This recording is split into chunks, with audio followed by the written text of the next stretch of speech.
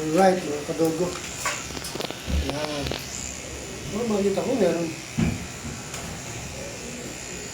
Alright, mga kadogo. So, trimming lang tayo dito kay Tandang Magi. Kasi napapansin ko, sobrang taba ni Tandang Magi yun.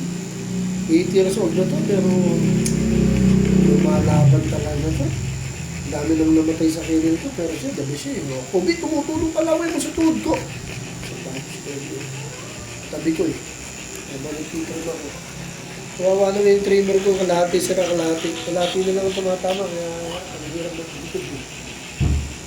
Kobe, nakakaingit ka, Kobe. Yung laway mo, the best. Trimming lang tayo, mga kadogo. Kasi importante, para hindi nagbababol yung balahibo. Para pag niliguan, madali lang siyang maayos. Madali lang siyang training lang. Hirap naman kasi yung kalbuhin natin gigilawin dahil nag-iilag yun. Ayun lang.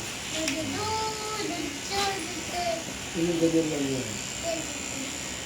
Tapos nandiyan yung kabila naman. Ano kulit? Ano ka dyan? Kung titrim ko kulit. Ako, ano yung ginagawa namin? Nakatingin eh. Yan, tinagpapag ko. Sabi yung lola. Kabila naman. Kabila naman mo. Kabila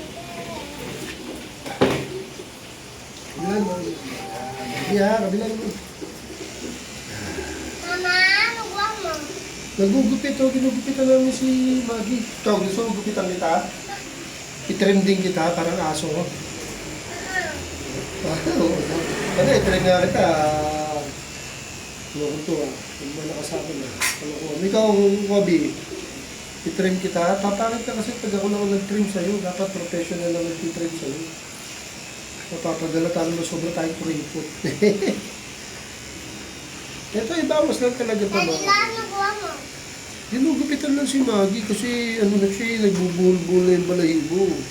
Dapat talaga, pag may kakaedad na yung aso, tinitrim. Hindi pwedeng yan, o kagaya, no? Balahibo niya, o.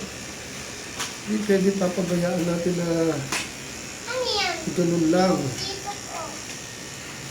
Hihirapan siya, eh. Okay.